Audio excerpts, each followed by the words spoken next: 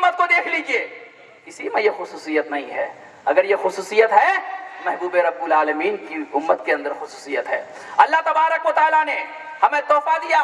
مسلمانوں اب ذرا غور کیجئے، اللہ تعالیٰ نے اپنے محبوب کو اگرچہ فرشتوں کی آرزو کی تکمیل کے تحت، انبیاء کرام کی تکمیل کی خاطر پروردگار عالم نے اپنے محبوب کو قرب خاص میں بلایا، لیکن تحفہ ہمیں دے دیا اور ارشاد فرما دیا پیارے نبی نے، اے لوگو، ایمان کے بعد اگر کوئی مقام ہے تو وہ نماز کا مقام ہوا کرتا ہے، کوئی مقام ہے، کوئی مرتبہ ہے تو وہ نماز کا مرتبہ ہے۔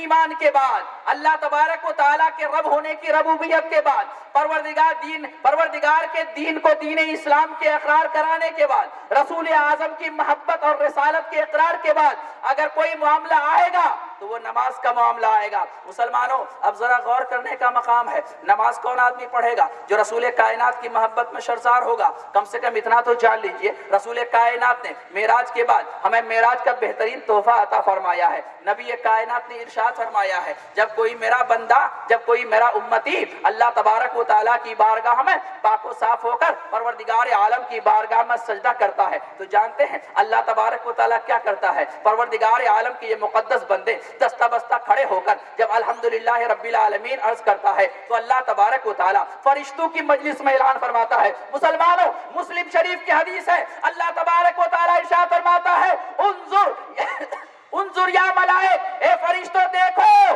میرا فلاں بندے کی طرف، حمدنی عبدی، میرا فلاں بندے نے میری تعریف بیان کی ہے، میرے فلاں بندے نے میرا حمد بیان کیا ہے۔ جب یہی بندہ اپنی نماز میں اللہ تبارک و تعالیٰ کی کو حاضر و ناظر جان کر پروردگار عالم کی بارگاہ میں الحمدللہ کے ساتھ رب العالمین کہتا ہے تو پروردگار عالم اپنے فرشتوں کی مجلس میں اعلان فرماتا ہے، او فرشتے ذرا دیکھ لو میرا فلاں بندے نے میری تعریف کے ساتھ ساتھ میری ثنا بیان کی ہے۔ اور جب اللہ کے پیارے بندے مالک یوم الدین میں پہنچتا ہے تو اللہ تبارک و تعالیٰ نے ارشاد فرمایا، او میرے بندو تجھے فکر کرنے کی ضرورت نہیں، میں آخرت کا بھی مالک ہوں، میں دنیا کا بھی مالک ہوں، میں دین کا بھی مالک ہوں، میں دونوں جہان کا مالک ہوں، تم جو چاہو گے تمہیں عطا کیا جائے گا۔ سبحان اللہ، جو سبحان چاہو گے تمہیں عطا کیا جائے گا۔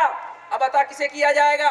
جو نماز پڑھے گا وہی نا الحمدللہ پڑھے گا، اور جو نماز نہیں پڑھے گا وہ الحمد کیا پڑھے گا؟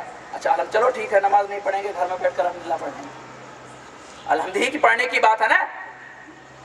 لیکن نہیں، جو آدمی نماز نہیں پڑھے گا صرف قرآن کی تلاوت کر رہا ہے، قرآن کا ثواب تو مل جائے گا مگر یہ حدیث اس کے اوپر صادق نہیں آئے گی۔ یہ حدیث اگر ہے، سرکار عالم صلی اللہ علیہ وسلم ارشاد فرماتے ہیں، بخاری شریف کی حدیث ہے کہ اللہ تبارک و تعالیٰ نے نماز کو دو حصوں میں بانٹ دیا۔ صحابہ نے عرض کیا یا رسول اللہ وہ دو حصہ کون سی ہے؟ آقا نے ارشاد فرمایا، آدھا حصہ اپنے بندے کے لیے، آدھا حصہ اپنے لیے۔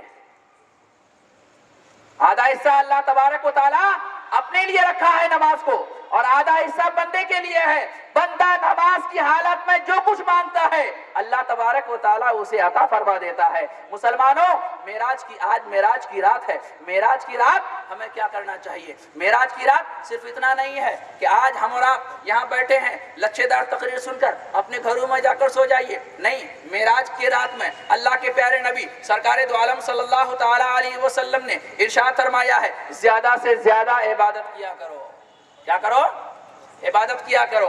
اب عبادت میں سب سے بہترین عبادت نوافل ہوا کرتی ہے، مگر آپ کو بتا دوں آپ کی جانکاری کی خاطر عبادت میں نوافل اہم ہوا کرتا ہے، اس لیے کہ ابو داؤد شریف کی حدیث ہے کہ اللہ تبارک و تعالیٰ کے یہ مقدس بندے نوافلات کے ذریعے سے اللہ کا اتنا قریب بن جاتا ہے کہ جب یہ بندہ بولتا ہے تو زبان اس کی ہوتی ہے لیکن بات خدا کی ہوتی ہے، جب یہ کوئی کام کرتا ہے تو ہاتھ اس کا ہوتا ہے لیکن کام خدا کا ہوتا ہے، جب یہ چلتا ہے تو پیر اس کا ہوتا ہے لیکن چلنا خدا کا ہوا کرتا ہے، جب یہ اپنی زبان اقدس سے کوئی بات نکالنا چاہتا ہے، کسی کے لیے دعا کرنے کا ارادہ کرتا ہے، ابھی زبان سے بات نکلتی نہیں ہے کہ اللہ تبارک و تعالیٰ اسے قبول فرما لیتا ہے۔ لیکن مسلمانوں، یہ کس نوافل کی بات ہے؟ یہ کس نفل کی باتیں ہوا کرتی ہیں؟ یہ ان نوافل کی باتیں ہوا کرتی ہیں کہ جس کے ذمہ فرض نماز نہ ہو، آپ کے ذمہ فرض نماز ہے۔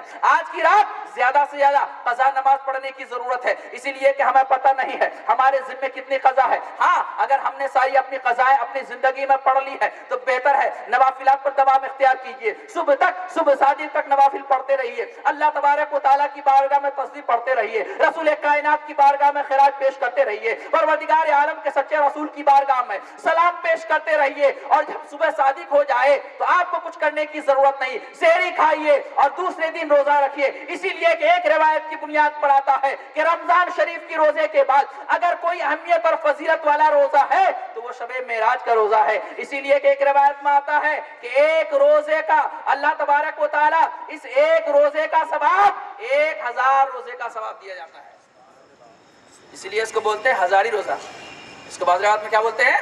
ہزاری روزہ بولتے ہیں، بہار شریعت وغیرہ میں اس کی تشریح آئی ہے۔ ہزاری روزہ، ایک روزہ رکھو 1000 روزوں کا ثواب لو۔ کس امت میں ہے ایسا؟ کسی میں ہے کہ ایک روزہ رکھو تو 1000 کا لو، ایک نیک کام کرو تو 10 کا ثواب لو؟ یہ رحمت للعالمین کی رحمت کا صدقہ ہے، یہ نبی کائنات کے معراج کا صدقہ ہے، نبی کائنات کی محبت الہی کا صدقہ ہے۔ اللہ کے پیارے رسول نے ہمیں جو درس دیا ہے، رسول کائنات نے جو کچھ فرمایا ہے، نبی صلی اللہ تعالی علیہ وسلم نے ارشاد فرمایا، قرآن نے ارشاد فرمایا، قرآن کی تشریح سرکار نے ارشاد فرمائی، قرآن نے ارشاد فرمایا ہے ما آتاکم الرسول فخذوہ وما نہاکم عنہ فانتہوہ، رسول تمہیں جو دے دے تم اس کو لے لو، اور رسول جس سے منع فرما دیں اس سے باز آ جاؤ۔ اور رسول کائنات نے بخاری اور مسلم کی حدیث ہے، سرکار ارشاد فرماتے ہیں جو کچھ میں تمہیں کہہ دوں تمہارا عین ایمان ہوا کرتا ہے، تم اس پر عمل پیرا ہو جاؤ، اور جس سے میں منع فرما دوں تمہارے لیے عین ایمان ہے کہ تم اس سے باز آ جاؤ۔ اپنے طرف سے کچھ نہیں کرنا ہے، جو کچھ حدیث میں فرمایا، جو کچھ قرآن نے بتایا ہے اسی پر عمل کیا جائے گا۔ اگر آپ نے اس پر عمل نہیں کیا، اپنے عقل کی خاطر عقل کو دوڑاتے ہوئے سب کچھ عمل کیا، تو یقینی بات ہے کہ اللہ تبارک و تعالی نہ تو آپ کی عبادتوں کو قبول فرمائے گا، نہ آپ کی ریاضتوں کو قبول فرمائے گا۔ مسلمانوں، اللہ تبارک و تعالیٰ کی بارگاہ میں ہم نے جو کچھ بھی تحسین پیش کیا ہے، رسول کائنات کی بارگاہ میں خراج تحسین پیش کرنے کے لیے حاضر ہوئے ہیں۔ آج کی رات کو اللہ کے پیارے رسول کی بارگاہ میں، پروردگار عالم کی بارگاہ میں اپنے آپ کو وقف کر دیجئے اور عرض کر دیجئے یا رسول اللہ، ہم نے گناہ بے شمار کیا ہے، پروردگار عالم ہم نے خطائیں بے شمار کی ہیں، یا رسول اللہ ہمارے پاس علم نہیں ہے، ہم گمراہی کے دلدل میں پھنسے ہوئے ہیں، لیکن پروردگار عالم ہم اپنے گناہوں پر نادم ہیں، یا رسول اللہ ہم اپنے سیاکاری پر نادم ہیں، پروردگار عالم ہماری ندامت کو دیکھتے ہوئے ہماری عبادتوں کو قبول فرما لیجئے۔ بس آخری حدیث رسول کائنات کی سماعت فرما لیجئے، میں رخصت ہو رہا ہوں۔ نبی کائنات کی بارگاہ میں ایک صحابی کھڑا ہوتا ہے اور عرض کرتا ہے یا رسول اللہ متی الساعہ، قیامت کب آئے گی؟ اللہ کے پیارے رسول نے ارشاد فرمایا او میرے صحابی قریب آ جا۔ صحابی رسول قریب آتے ہیں، ارشاد فرماتے ہیں آقا بتا تو صحیح تم کیا بول رہے تھے؟ صحابہ نے عرض کیا یا رسول اللہ متی الساعہ، قیامت کب آئے گی؟ نبی نے ارشاد فرمایا او میرے صحابہ قیامت کے لیے تم پوچھ رہے ہو، قیامت کی تیاریاں تم نے کیا کی ہے؟ قیامت کے لیے جو پوچھ رہے ہو تو قیامت کے لیے تم نے تیاریاں بھی کی ہیں۔ عرض کیا یا رسول اللہ میں نے بے شمار نمازیں پڑھی ہیں۔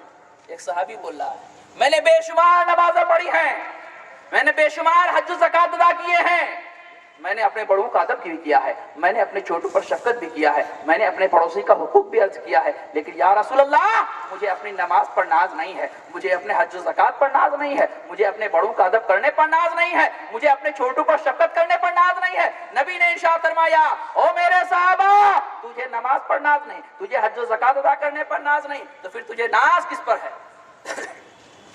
صحابہ نے عرض کیا یا رسول اللہ اگر ناز ہے تو صرف آپ کی محبت پر ناز ہے۔ سبحان اللہ سبحان قربان اللہ۔ جاؤ۔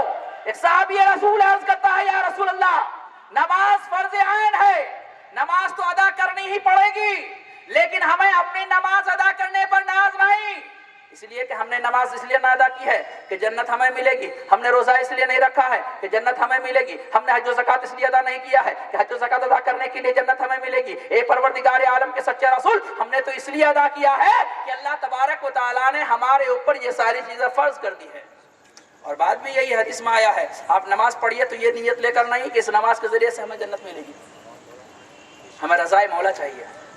کیا چاہیے؟ رضائے مولا چاہیے۔ اگر رضائے مولا مل گئی تو جنت بھی ہماری ہے، جہنم سے چھٹکارا بھی ہمارا ہے۔ صحابی نے عرض کیا یا رسول اللہ ہم نے سب کچھ کیا لیکن ہمیں اس پر ناز نہیں۔ نبی نے ارشاد فرمایا پھر کس پر ناز؟ صحابی عرض کرتے ہیں یا رسول اللہ اگر ناز ہے تو آپ کی مرافقت پر ناز ہے، آپ کی محبت پر ناز ہے۔ مسلمانوں قربان جاؤ، حدیث کے الفاظ ہیں، میرے آقا نے ارشاد فرمایا او میرے صحابہ سنو، المرء مع من احب، جو جس سے محبت کرتا ہے قیامت کے دن وہ اسی کے ساتھ اٹھایا جائے گا۔ مسلمانوں غور کرنے کا مقام ہے، اگر آپ اپنے محبوب کی بارگاہ میں خراج عقیدت پیش کرتے ہیں، اگر محبوب سے محبت کرتے ہیں تو ہمارے اعمال تو اس لائق نہیں ہے کہ جنت ہمیں مل جائے، لیکن محبوب کے اعمال اس لائق تو ہیں کہ ہمیں جنت مل جائے۔ اگر ہم نے غوث پاک کی بارگاہ میں خراج عقیدت پیش کی ہے، ہم نے غوث پاک سے محبت کی ہے، ہمارے اعمال اس لائق نہیں ہے کہ جنت ہمیں ملے، لیکن ہمارے غوث اعظم جنتی ہے، خواجہ غریب نواز کی بارگاہ سے محبت کرتے ہیں، ہم اس لائق نہیں ہے کہ ہمیں جنت ملے، لیکن ہمارے خواجہ جنتی ہے۔ مسلمانوں اس دنیا میں جو جس سے محبت کرتا ہے قیامت کے دن وہ اسی کے ساتھ اٹھایا جائے گا۔ نبی سے محبت کیجئے، قیامت میں نبی کے ساتھ ہو جائیے۔ صحابہ سے محبت کیجئے، قیامت میں صحابہ کے ساتھ ہو جائیے۔ تابعی سے محبت کیجئے، قیامت میں تابعی کے ساتھ ہو جائیے۔ تبع تابعی سے محبت کیجئے، قیامت کے دن تبع تابعی کے ساتھ ہو جائیے۔ ائمہ مجتہدین سے محبت کیجئے، قیامت کے دن ائمہ مجتہدین کے ساتھ ہو جائیے۔ المرء مع من احب، جو جس سے محبت کرے گا قیامت کے دن اسی کے ساتھ اٹھایا جائے گا۔ سبحان اللہ، نعرہ رسالت، نعرہ غوث، نعرہ خواجہ، علماء اہل سنت۔ اور اگر آپ نے کسی دنیا دار سے محبت کی، کسی لیڈر سے محبت کی تو انجام کیا ہوگا؟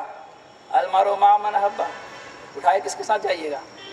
اب لیڈر جہاں جائیں گے، جس سے دنیا دار جو جہاں جائیں گے اس کے ساتھ تو آپ کو جانا پڑے گا۔ اس لیے مسلمانوں محبت اگر کرنی ہے، حقیقی محبت، ہاں یہ دنیا ہے، دارالاسباب ہے، کاروبار آپ کا غیروں کے ساتھ ہے، دنیاوی زندگی گزارنے کے طریقے ہمارے غیروں کے ساتھ ہیں، تو یہاں اگر ہم محبت کرتے ہیں، اللہ کے پیارے نبی نے ارشاد فرمایا کہ محبت کرو اللہ کے لیے اور کسی سے بغض اور عداوت رکھو اللہ کے لیے۔ سرکار کی ایک حدیث ہے، ارشاد فرمایا نبی صلی اللہ علیہ وسلم کی بارگاہ میں صحابہ نے عرض کیا یا رسول اللہ من المسلم، مسلمانوں آج ہم ہر جگہ پٹے جا رہے ہیں، ہر جگہ پریشان حال ہیں، چاہے برما کا مسلمان ہو،